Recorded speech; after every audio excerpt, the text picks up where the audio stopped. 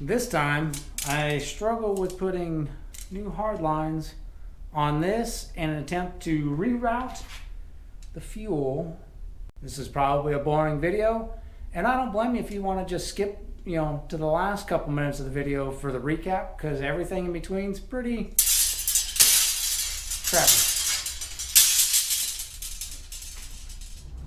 Alright, here we go.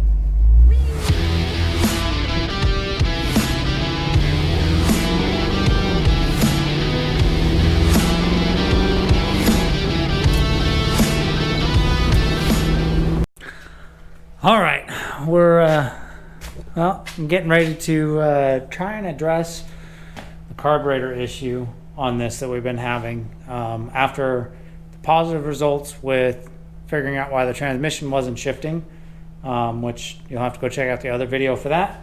I haven't actually put a new part in there to fix that yet because, well, I still haven't ordered it and we had some other stuff come up. So we're just going to bank on that one working for a little bit until I get back around to getting the new part for it. But the other issue we're having that was affecting drivability of the car, which you've probably, if you've watched any of the recent videos on this car, you probably have seen it, is the carburetor. When the engine gets hot, the carburetor binds up and the throttle gets stuck. Not good. So I have some ideas, and I've been pondering over this for a while. And I've done this, multiple times. I'll show you, it's dead cold. The car hasn't been run today, and the throttle works just like it should without any issues. So what I suspect, and one of the things, you see the fuel line, which is a bit excessive right now, but it's nowhere near anything hot. That's just the PCV that doesn't get hot. The coolant hose right here, which is a little sticky. There's probably something weeping through that. We'll probably have to replace that.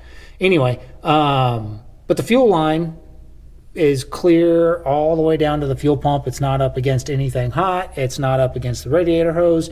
But I did notice the last time I had the car out, and unfortunately the clip, well, I don't know if it wasn't the last time I had it out. It was the last time we drove it far enough to have the carburetor issue.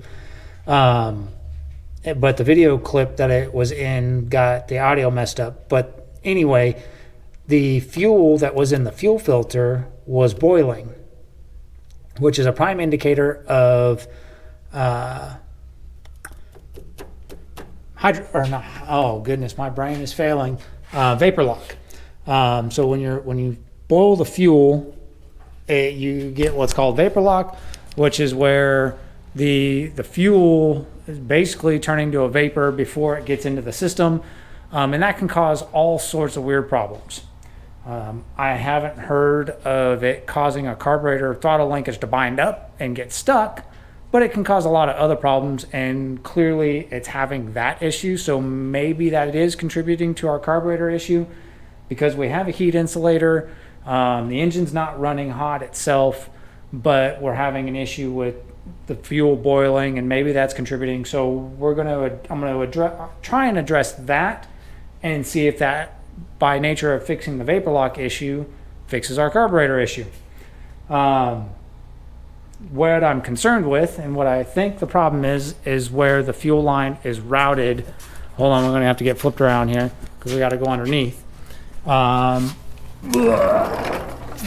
way the fuel line is routed is, I believe that when they did, the creeper's not cooperating. There we go. Oh man, this is going to be weird. No, there we go. I believe when the V8 swap was done on this car, from the looks of these lines right here, this right here, this is where my hand's at. This is a brake line for the rear, and this is the fuel line for the rear. And based on the looks of these lines, these are the original lines from when this car had a straight six in it. A factory straight six car is only going to have single exhaust on it, and it's going to run down the other side of the car.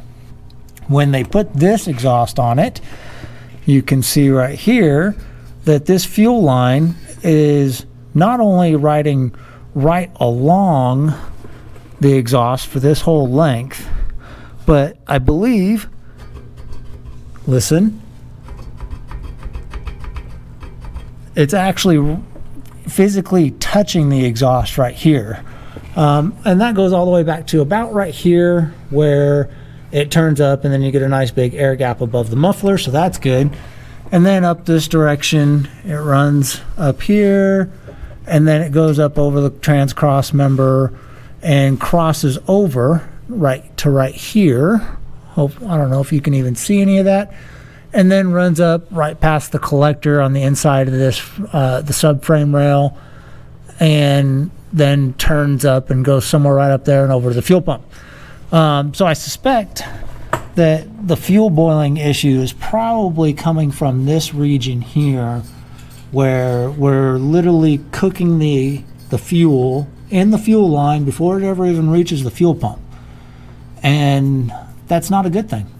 So the plan for today, what? Boil, boil, toil and trouble.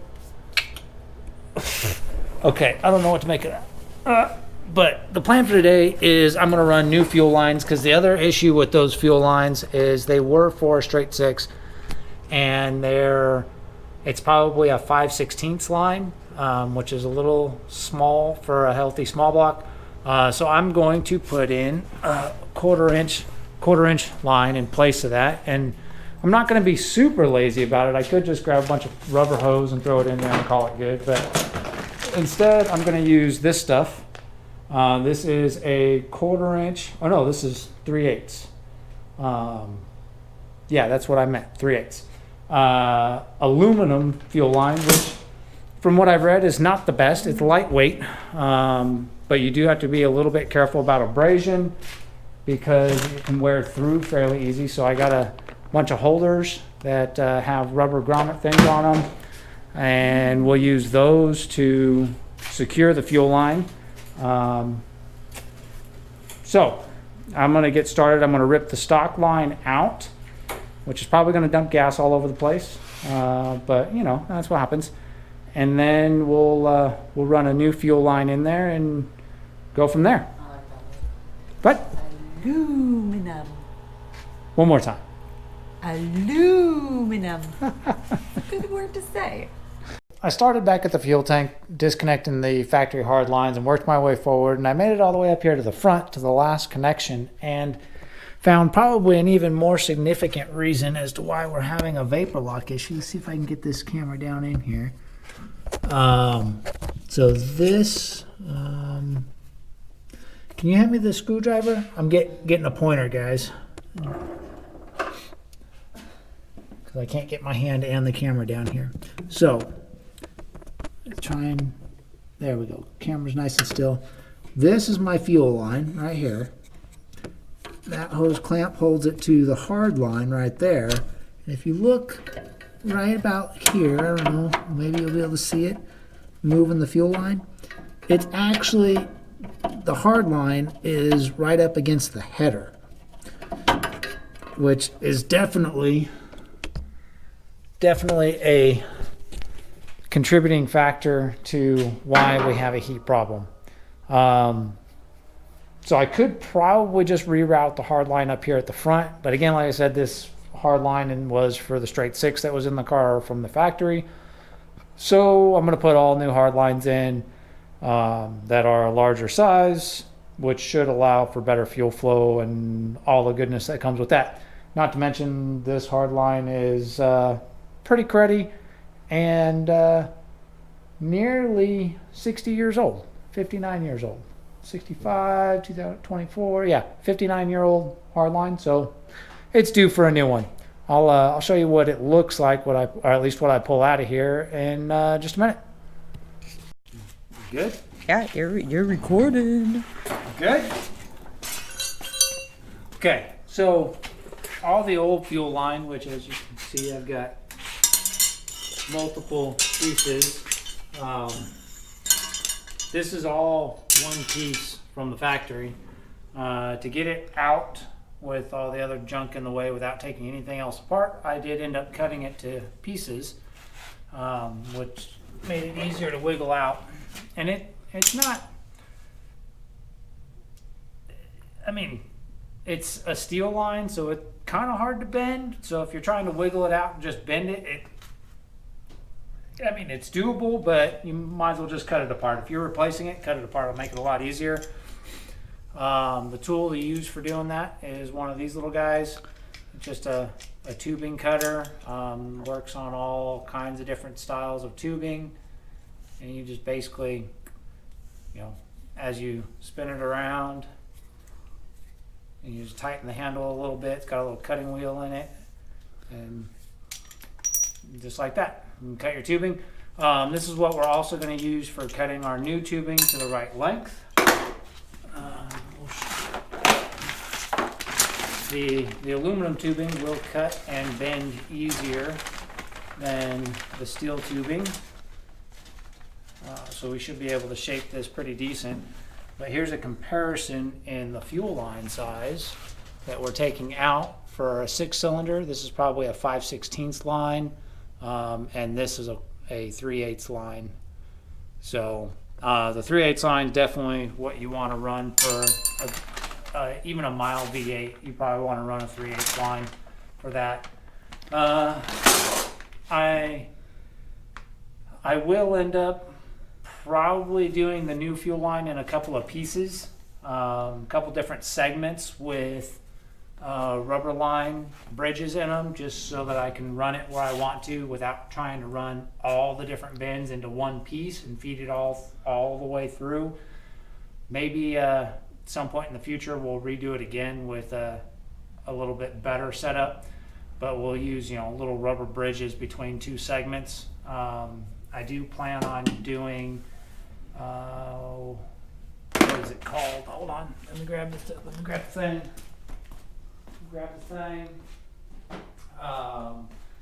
A double flare. That's what I was looking for, so that I can actually have you know, a ridge on the end of the line for the rubber hose to actually grip onto.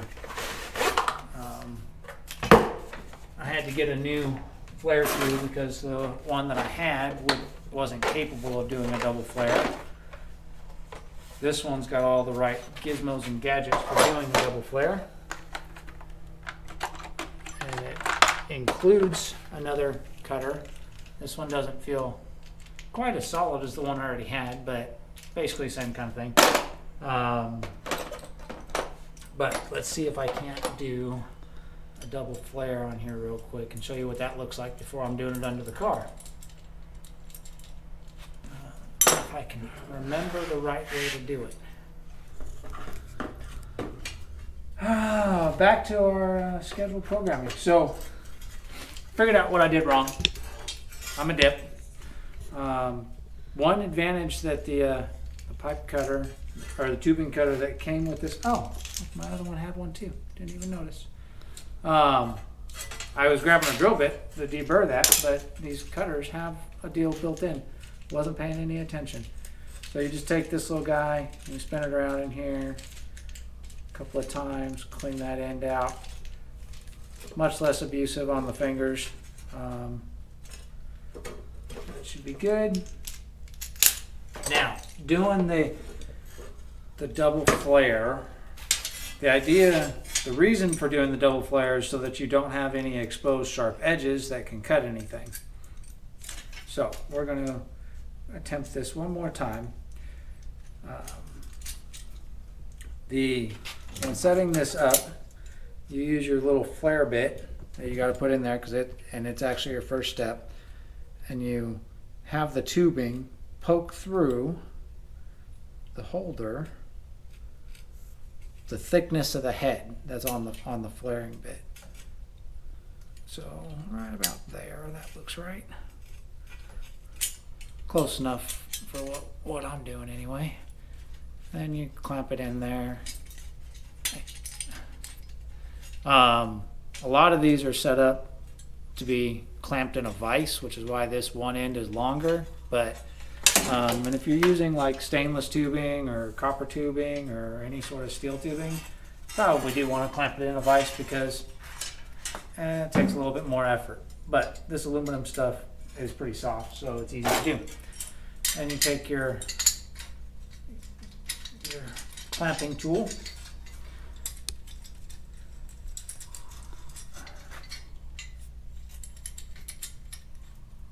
And you just wedge that on down in there until it doesn't want to go no more, basically.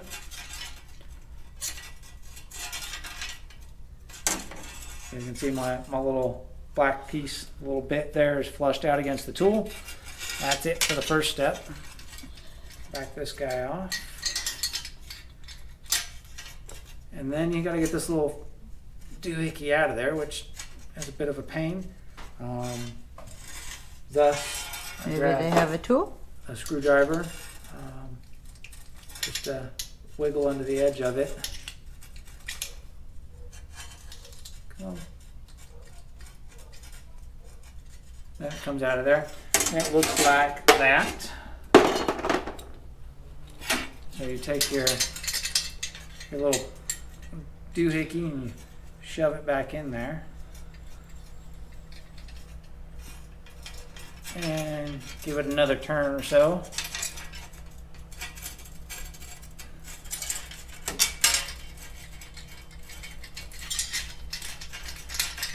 Come on, let go. Probably is easier to do in a vise, not gonna lie. And we just let it loose.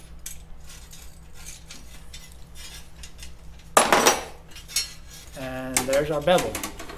So we got no sharp, the other end's over there banging stuff.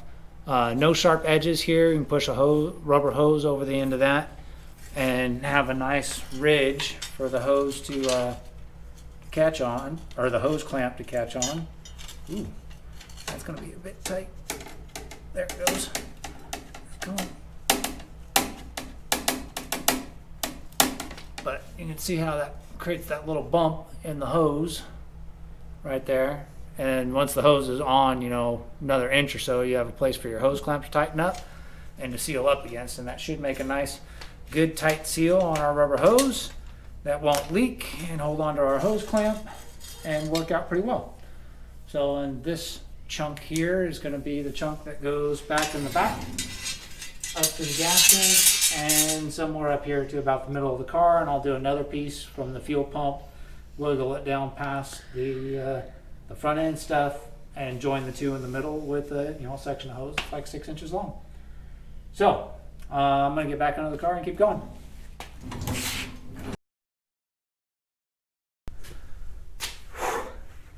Well, let me sum this up for you.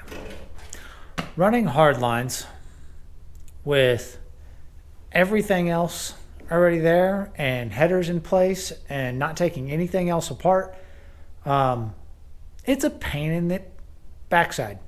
So I have it in there. I'm not happy with the way the front hardline actually came out. Let me give you a look underneath. Let me grab the light. The back line wasn't too bad. I was able to go up over the wheel well. That's it right there. Go up in the wheel well along the frame well, put a support in there for it back there in the corner, turned it down to the tank. No big deal. It needs a couple more little clampies to secure it good, but that one wasn't too bad. Now, the one that was a pain in the neck, because like I said, I did it in two pieces, so I put a joint in it right there. If I was really smart, I would have made the joint a little bit bigger so I could put an inline fuel filter right here before the pump, which I'll probably do in the future, because this front line's definitely going to have to be redone. But to avoid, well, I can't go to the outside of the frame rail because there's no way back into the engine compartment if I go, I don't know how well you can see this, and ignore the rot. I haven't fixed that yet. But there's no way back into the engine compartment if you run along the outside of the frame rail. So you got to run to the inside. Let me come back over here, and this is where it gets real tight. So I went over the trans cross member right here, and then tucked up along the trans because I figure there's less heat there than there is on the actual exhaust. And you can see the bend is really crappy because I just can't get my hands in there. I don't know if you can see it or not. Hold on.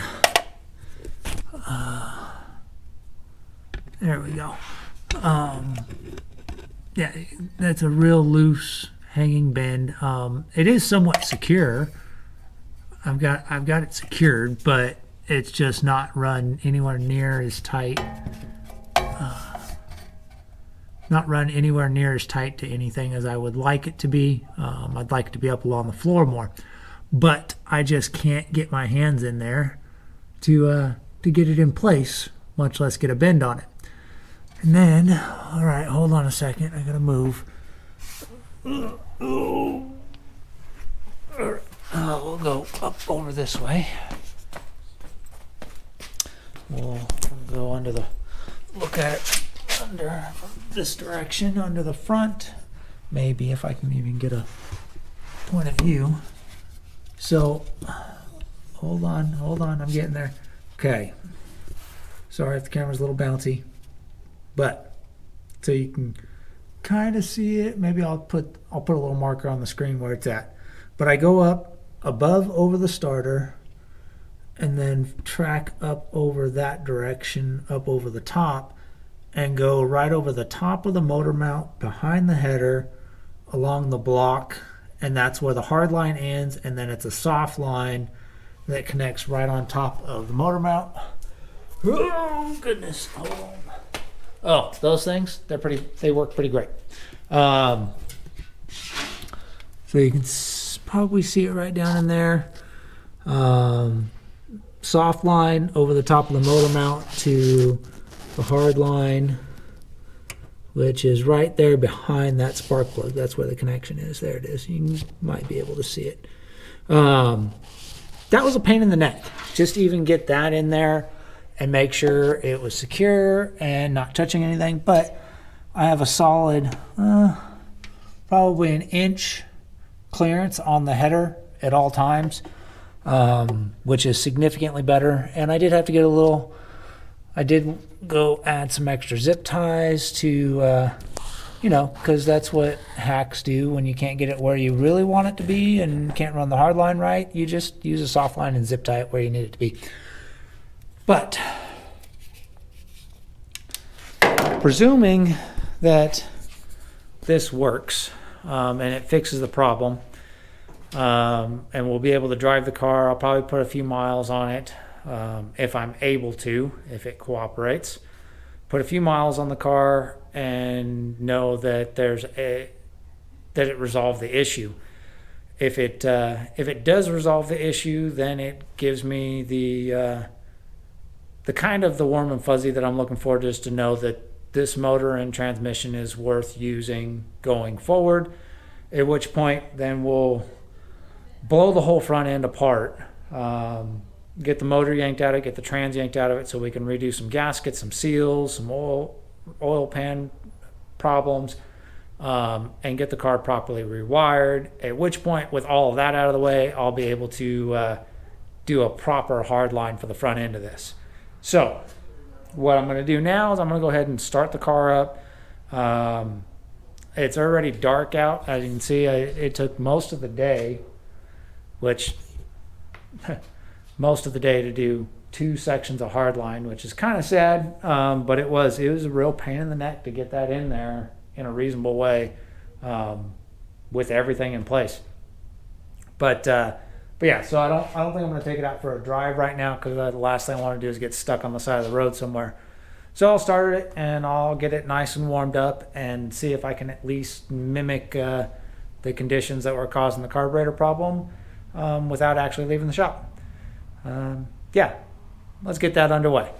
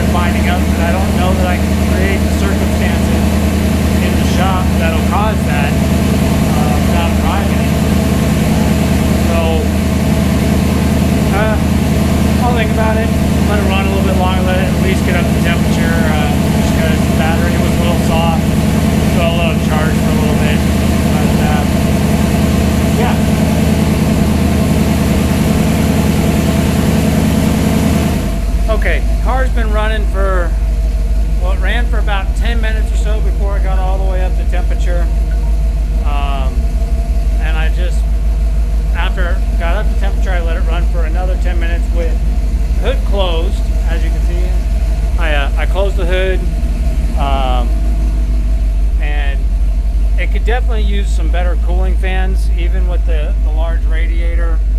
I don't know how well this gauge is coming through on here. It looks like the light's a little too bright, but anyway, it's at about just sitting here idling in the shop. 50-degree air. It's idling at a temperature's just sitting at, I don't know, just over 200, 202, and it's got a 180 thermostat in it. So it should have, it should cool a little bit better, and I think that's just because the fans aren't that great that are on here. I don't know if you saw the oil pressure gauge right next to it, but the engine, when this engine gets hot, the oil pressure goes down to about 20 psi at idle. As soon as you give it any throttle, it comes right up to about 40. So I'm not too concerned about that. Let's see, I might even be able to show that. It might show. I don't know. But you might be able to see the needle go. And sure enough,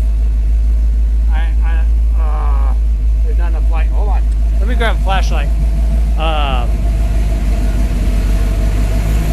The fuel issue definitely didn't resolve our throttle sticking problem. It was perfectly fine before, and now, hold on, let me turn this. Some light down here. There's the throttle.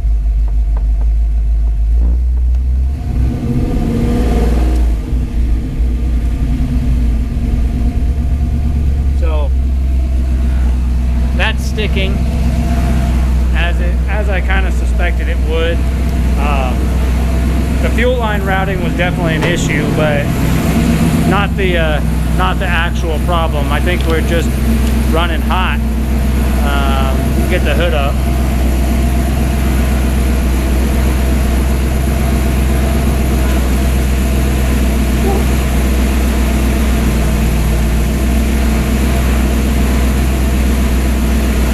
So check this out. Sorry, I know it's kind of loud on your flashlight.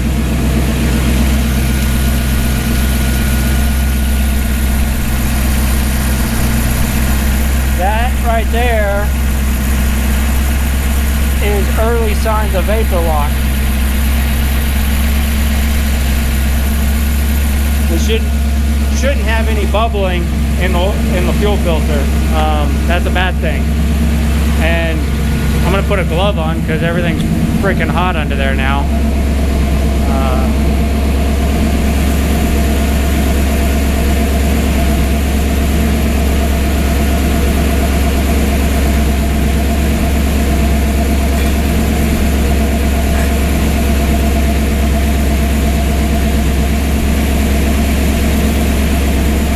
All right, here we go.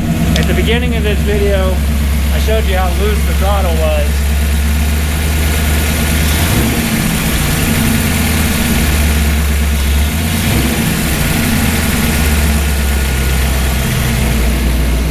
So, whatever our problem is, not solved. Not solved at all. Go ahead and shut this off.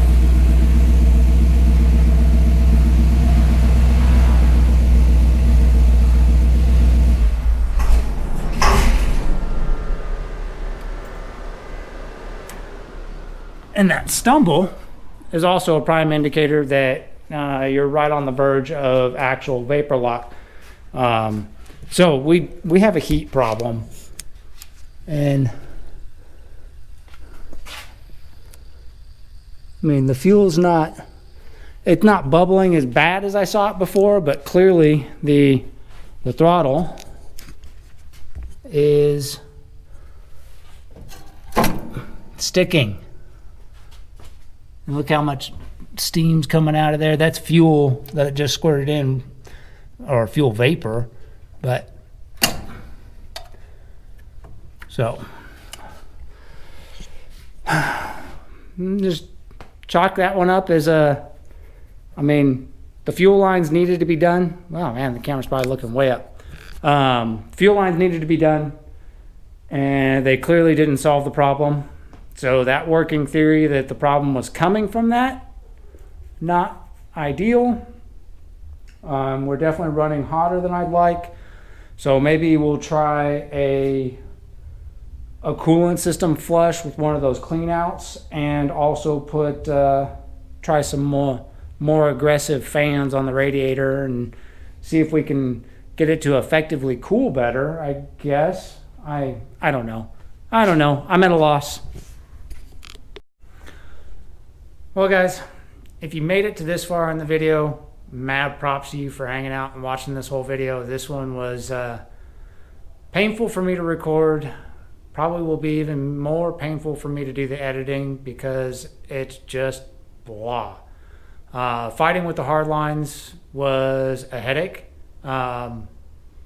Lesson learned there: don't do hardlines when everything else is already installed. It's probably a million times easier to route them and get them bent to the right shape with, a motor and headers and a transmission and all that good stuff not in the way. If you do have to do it, be prepared. It's going to be a pain in the neck. And as you already saw, that did nothing for my carburetor problem. But we move on to the next thing, right? Keep chipping away at it. The car is idle, even just at idle. The temperature got to about 205. Sitting here in the shop, the air temperature right now, it looks like it's about 55 in the shop. So there's no reason the car should have got more than like 5 degrees over the thermostat temperature, unless there's an issue in the cooling system.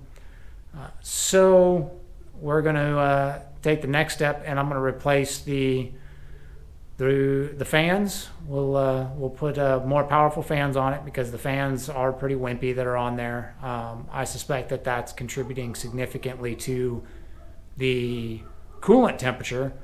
Granted, I don't know how that's really how that'll play into our carburetor issue. All we can do is keep chipping away one thing at a time and see if we can figure out what's causing the carburetor to have an issue. We may end up having to change carburetors. I don't know why the AVS2 that's on there, I don't think this issue is isolated to that carburetor. I think it's an issue rooted deeper in with something that's going on, too much heat. But I don't know. Well, I'm just gonna have to keep going at it.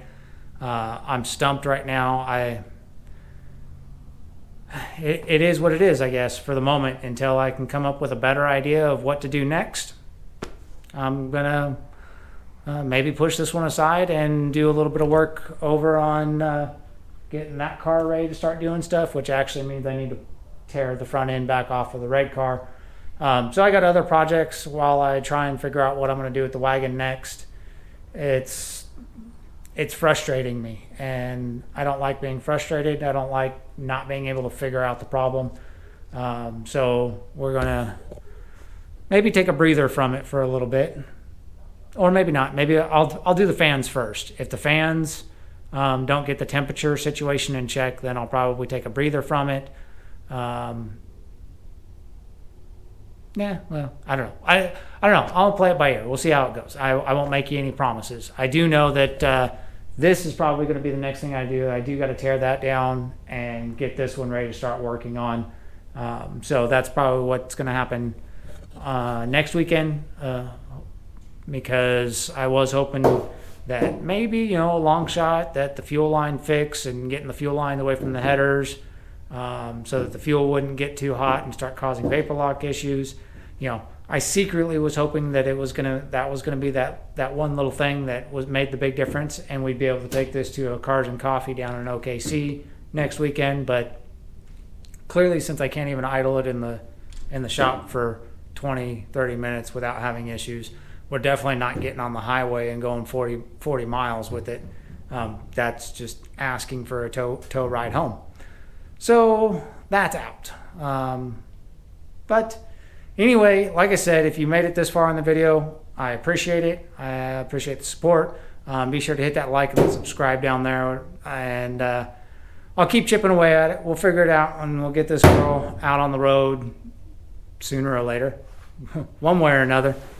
Well, hopefully driving, not trailering. Yeah. We'll see you on the next one.